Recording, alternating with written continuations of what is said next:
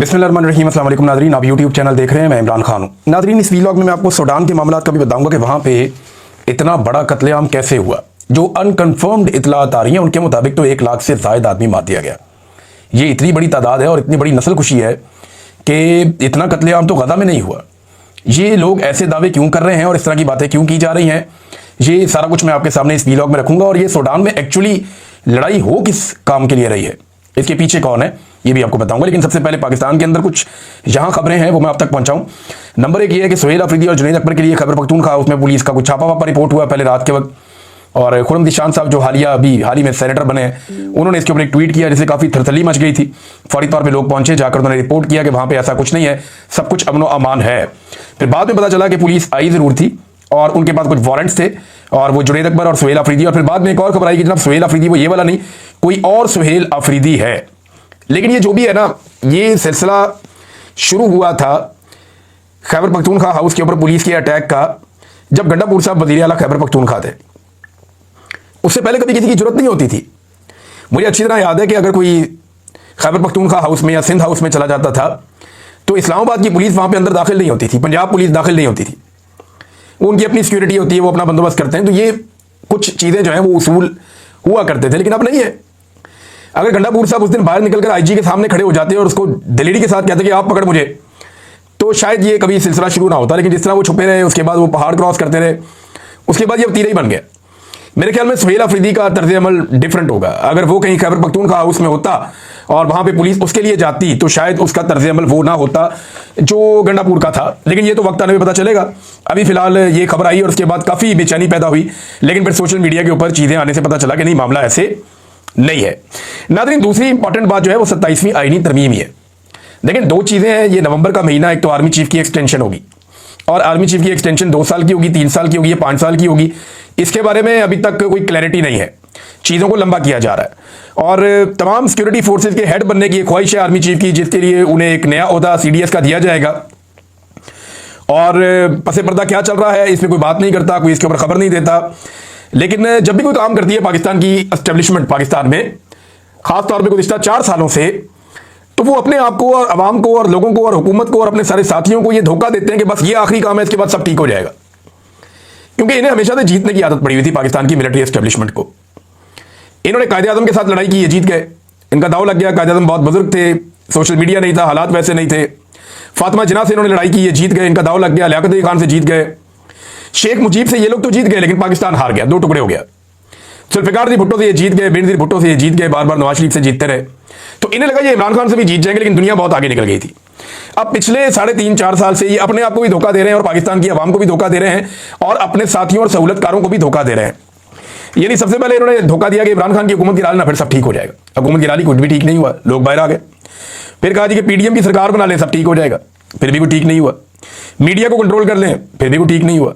एहतजाज को ताकत से जरा एक दफा कुचल देते हैं, जो इन्होंने इसमें सिलसिला शुरू किया था मई 2025 में, वो भी करके देख लिया, फिर भी कोई फायदा नहीं हुआ।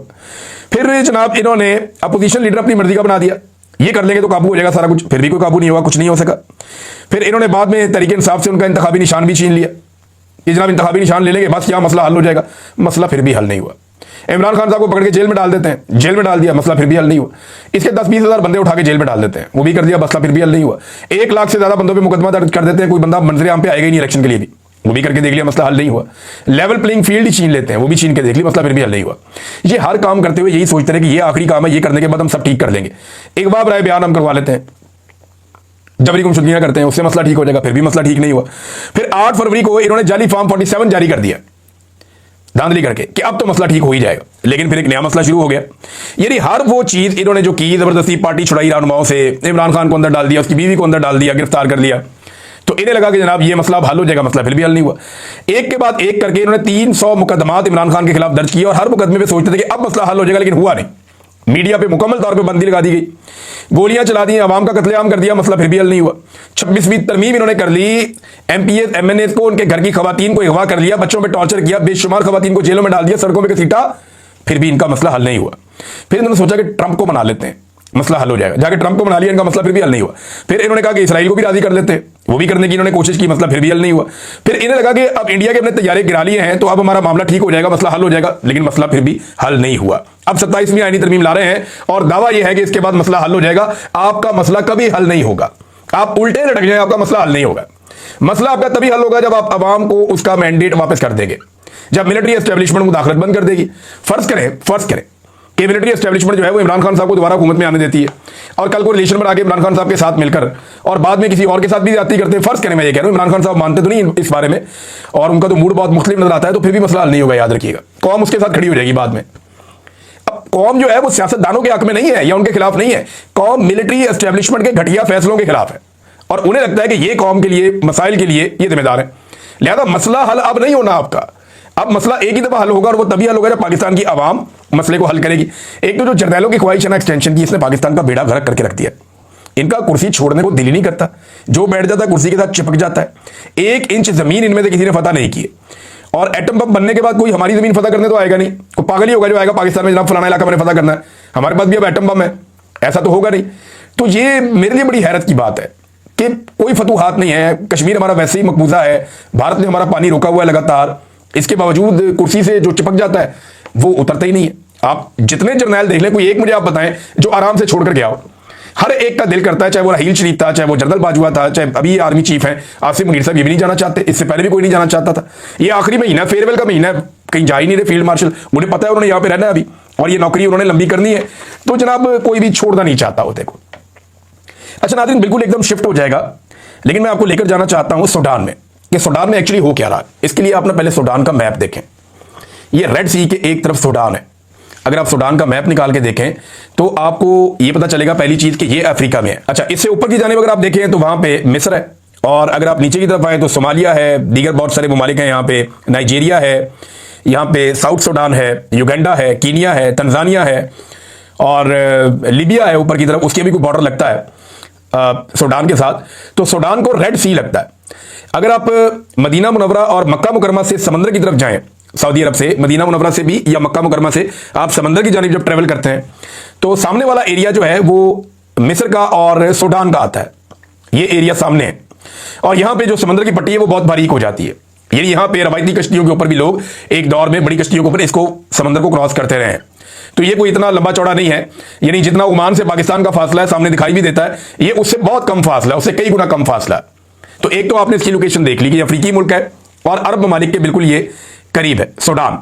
अब सूडान के अंदर जो है ना कुछ खूबियां हैं जो उसको बहुत अहम बना देती है। नंबर 1, इसमें दरिया नील गुजरता है और नील के किनारों के ऊपर बेशुमार मादनियात के ज़खायर हैं। ये बात आप अपने ज़हन में पहले बिठा लें। और दूसरी बात यह है कि यहां पे रेगिस्तान भी है इस मुल्क में, यहां पे बहुत बड़ी और जबरदस्त सरसब्ज चरागाहें भी हैं और इसका मौसम भी अरब ममालिक से ज्यादा बेहतर है। यहां बहुत कीमती जानवर भी हैं, यानी यहां की गायें हैं वो जो आप देखते हैं कभी वीडियोस के अंदर के बहुत लंबे लंबे सींग ऐसे चांद की तरह बने होते हैं, बहुत बड़े सींग वाली जो गायें होती हैं सफेद रंग की या दूसरे रंगों की, वो ये इस मुल्क की है। एक्चुअली वो यहां सूडान में पाई जाती हैं। यहाँ के अपने मवेशी, यहाँ के अपने जानवर, घोड़े, वो यहाँ के बड़े मकबूल हैं। तो यहाँ बहुत सारे लोग जो हैं वो जानवरों के जरिए से उनका माश है, लेकिन खेती बाड़ी बहुत बड़े पैमाने पे यहाँ पे होती है। बड़ी जरखेज जमीन है। जो खित्ता अरब है वो जमीन इतनी जरखेज नहीं है, वहां पे इतनी हरियाली नहीं है, लेकिन यहाँ हरियाली बहुत है। बहुत बड़ी बड़ी चरागाहें हैं यहाँ पे, बहुत बड़े बड़े खेत हैं यहाँ पे और दरिया नील इसके बीच में से गुजरता है। तो बेशुमार यहाँ पे अजनास होती हैं, यानी 60% इनकी जो एक्सपोर्ट्स हैं वो इनकी जो ज़रूरी अजनास हैं उनसे मुंसलिक हैं। तो वसाइल इसके पास बहुत हैं और ये पूरा जो अफ्रीका है ये एक्चुअली तो सोने से लदा हुआ पूरा बरे-ए-आज़म है अफ्रीका। इसके अंदर जो सूडान है वो तीसरा बड़ा हब है सोने का।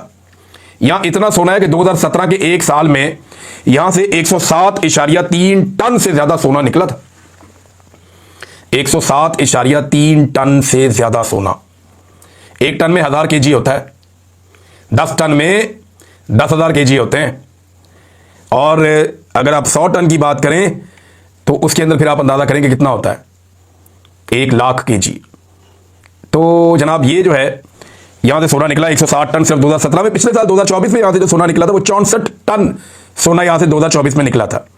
अब इसकी मालियत कितनी होती है देखिए, पिछले साल जो निकला वो $7 अरब से जायद का था। पिछले साल जो सोना निकला था, सोना सूडान के मुख्तलिफ इलाकों में फैला हुआ है। ये जो कत्लेआम सूडान में हो रहा है ये उन्हीं एरियाज में हो रहा है जहां पे मादनियात ज्यादा हैं। पाकिस्तान का मॉडल आपको पता है ना, ऑपरेशन वहीं पे होते हैं, हालात वहीं खराब होते हैं जहां पे मादनियात होती हैं। इसी तरह जहां पे वसाइल होते हैं वहीं पे मामला खराब हो जाते हैं। ये पुराना कानून है दुनिया का। तो अब सूडान के अंदर जिन इलाकों में सोने के बड़े बड़े ज़खायर हैं, उन्हीं इलाकों के अंदर जो है वो शोरिश है और एक लड़ाई चल रही है, और सोना बड़े पैमाने पे सूडान से बाहर निकल के स्मगल भी हो रहा है। यानी अगर सूडान की जो कैपेसिटी है वो इतनी है कि आप 7 से 10 अरब डॉलर का सोना बड़े आराम से हर साल आप सूडान में से निकाल सकते हैं, और ये बहुत बड़ी अमाउंट है। पाकिस्तान 1 अरब डॉलर के लिए, 2 अरब डॉलर के लिए पाकिस्तान कभी इधर भागता है, कभी उधर भागता है, कभी उधर भागता है। और सूडान के अंदर सिर्फ मैं सोने की बात बता रहा हूं। अभी ज़रई अजनास की बात मैंने आपको नहीं बताई, अभी मैंने उनकी दूसरी अजनास की बात आपको मैंने नहीं बताई, जो दूसरी तीसरी मादनियात हैं उनकी बात मैंने आपको नहीं बताई, सिर्फ सोने की बात बता रहा हूं। उनके जो दीगर मादनी ज़खायर हैं पेट्रोलियम के या दीगर, उनके बारे में भी मैंने कुछ आपको नहीं बताया, क्योंकि गरीब मुल्क है तो बहुत सारी चीज़ें भी एक्सप्लोर होना बाकी है। लेकिन सूडान के अंदर बेशुमार मादनियात हैं जिनमें सोना तीसरे नंबर पे अफ्रीका में सबसे ज़्यादा है। अब वहाँ पे हुआ क्या कि कुछ अरब ममालिक ने, जिनमें यूएई भी शामिल है, इन्होंने वहाँ पे एक तंजीम को सपोर्ट किया, और ये एक मुसल्ला तंजीम थी। बहुत सारे इलाकों से जो है वो इकट्ठे हुए मुसल्ला अफराद, और ये इकट्ठे होकर पहुँच जाते हैं सूडान में, और ये वहाँ पे हुकूमत और उनकी फ़ौज से लड़ना शुरू कर देते हैं, और ये आहिस्ता आहिस्ता कंट्रोल करते हैं मुख्तलिफ इलाकों में। जिन इलाकों में ये कंट्रोल करते हैं उन इलाकों के अंदर मादनियात बहुत ज़्यादा हैं। अब एक जो United nation human right council ने एक इमरजेंसी के अंदर एक सेशन बुलाया है अल फशीर के इलाके में जो एक किलिंग हुई है उसके मामले पे। अब इसके बारे में कुछ हमारे पास यहाँ पे सैटेलाइट इमेजेस भी हैं, मैं आज देख रहा था, और उसमें दिखा रहे हैं कि जगह जगह खून के धब्बे हैं, जगह जगह पे खून बिखरा हुआ है, लाशें बिखरी हुई, बेशुमार इंसानों का वहां पे कत्ल किया गया। आप अगर बहुत मोहतात भी हो तो जो सबसे कम तादाद बताने वाले लोग हैं वो भी हजारों में 25,000 तक बताते हैं कि इतने लोग मारे गए। और यहां पे एक रिपोर्ट है, ये क्लैश मीडिया की रिपोर्ट है, और उसकी रिपोर्ट बड़ी खौफनाक है। उसमें दावा किया गया है सूडान मिलिट्री इंटेलिजेंस की जानिब से, वहां पे 2 तंजीमें जो लड़ रही हैं, एक RSF है जिसका नाम है रैपिड सपोर्ट फोर्सेस। ये वो तंजीमें हैं जो मिलके हथियार लेकर यहाँ पे आ गए, मुसल्ला लोग जो अब लड़ रहे हैं यहाँ पे, और इनके जरिए से वहां से माल निकल रहा है, और इनको सपोर्ट है गल्फ कंट्रीज की, यूएई की भी। और यूएई ने कहा कि कहीं गलती हुई है उनसे भी इस सारे मामले को मैनेज करने में, और जो सोना यहां से जाता है वो यूएई की मार्केट में ही ज्यादातर जाता है। ये भी एक रिपोर्ट है, ये मैं आपको वो रिपोर्टें बता रहा हूं जो छप चुकी हैं मैंने अखबारी मीडिया में। अब उसमें जो ये जो क्लैश रिपोर्ट है, इसमें सूडान की जो मिलिट्री इंटेलिजेंस है वो दावा करती है कि 1,65,000 civilian women, kids and man were massacred in 2 days इन अल फशर, कि अल फशर के इलाके में 2 दिन में 1,65,000 सिविलियन खवातीन, बच्चों को और मर्दों को कत्ल कर दिया गया, कत्लेआम कर दिया गया, मसाकर हो गया वहां पे। अब ये मुझे ये दिल नहीं मानता, समझ नहीं आ रही, लेकिन जो सैटेलाइट इमेजेस हैं वो भी बता रहे हैं कि लोगों को स्लॉटर किया गया, ज़बह किया गया, और बड़े हौलनाक मनाजिर हैं। और कुछ मनाजिर जो बाहर निकल कर आए उन्होंने पूरी दुनिया में तहलका मचा दिया। फौरी तौर पे यूनाइटेड नेशन का इसके ऊपर जो है वो इजलास बुलाया जा रहा है। 50 के करीब ममालिक हैं, जिनमें यूके है, आयरलैंड है, जर्मनी है, नीदरलैंड है और नॉर्वे है। इन्होंने फौरी तौर पे 50 के करीब ममालिक हैं, सबने कहा जी कि अक़वाम मुत्तहिदा का एक सेशन 14 नवंबर को बुलाया जाए और बुला के इसके ऊपर बात की जाए। ये ह्यूमन राइट्स की एक बदतरीन वायलेशन हो गई है। जो सूडान में दूसरी फोर्स है वो सूडान आर्म फोर्सेस है, यानी SAF, और जो उनके खिलाफ लड़ रही है फोर्स वो RSF। इनको हथियार जो है वो बाहर से मिल जाते हैं, और इन लोगों ने आपस में लड़ लड़ के तबाही फेरी हुई है, जबकि अवाम का कत्लेआम बहुत बड़े पैमाने पर हुआ है, और सोना उसकी एक बड़ी वजह अब तक की इतला के मुताबिक बताया जा रहा है। ये बड़ी खौफनाक सूरत हाल है, बड़ी तकलीफ दे सूरत हाल है। जो मनाजिर हमने देखे वो बड़े हिला देने वाले मनाजिर थे, और अब क्योंकि कुछ हम कह नहीं सकते इसके बारे में कि इसका मुस्तकबिल क्या होगा, लेकिन फिलहाल एक जंगबंदी की कोशिश की गई है, और जंगबंदी की उस कोशिश के नतीजे में फिलहाल दोनों फ्रीकैन ने कहा कि हम रुक जाते हैं, लेकिन आखिरी इतलात आने तक भी सिविलियंस का कत्लेआम वहाँ पे सूडान में जारी है। आबादी इसकी लगभग 5 करोड़ है सूडान की। यहाँ पे 97% मुसलमान हैं, और स्याफाम मुसलमान बहुत बड़ी तादाद में है यहाँ पे। और ये वो एरियाज हैं जहाँ पे अरब ताजिर तजारत किया करते थे बहुत पुराने दौर में। यहाँ पे बड़े आराम से पहुँच जाते थे अफ्रीका के इन इलाकों में, क्योंकि जो अरब के जो खित्ते का जो सेंट्रल एरिया था, मक्का और मदीना, ये 2 बड़े हब थे। तो यहाँ से सामने की जानिब समंदर क्रॉस करके इस सरजमीन पे या मिस्र की सरजमीन पे मुसलमान पहुँच जाया करते थे उस दौर में भी, और उससे पहले भी, इस्लाम की आमद से पहले भी। नाज़रीन, एक और खबर है मैं आपके सामने रख देता हूँ, ये इंटरेस्टिंग आपके लिए होगी। मैंने थोड़े दिन पहले आपको बताया था इमरान खान साहब जो किताबें पढ़ रहे हैं ना जेल में, उनमें एक बहुत बड़े इस्लामिक स्कॉलर हैं जिनकी किताबें वो पढ़ रहे हैं। उनका नाम है शेख इमरान हुसैन साहब। मैंने आपको उनकी किताबों के नाम भी बताए थे, उनकी शख्सियत के बारे में बताया था। इस वक्त वो दुनिया के अंदर आलम इस्लाम के बड़े स्कॉलर्स के अंदर एक है, और उनकी तहरीरें बड़ी शानदार हैं, उनके लेक्चर्स बड़े शानदार हैं, उनकी क्लैरिटी बहुत है इस्लाम के लेक्चर्स के अंदर। और उनकी बड़ी खिदमत भी हैं इस्लाम के हवाले से। तो उन्होंने एक स्टेटमेंट जारी किया। उन्होंने कहा जी इमरान खान जेल में मेरी किताबें पढ़ रहे हैं, मैं एक और किताब लिखकर उनके नाम करूंगा, ये मैं किताब लिखूंगा इमरान खान के नाम उसको करूंगा किताब को कि ये मैं उनके लिए लिख रहा हूं। अगर इमरान खान मुसलमानों के लिए आज़ादी की जंग लड़ते हुए जेल में शहीद हो गए तो मोहम्मद अली जिन्ना से जा मिलेंगे, और अगर रिहा हुए तो वज़ीर आज़म बनेंगे।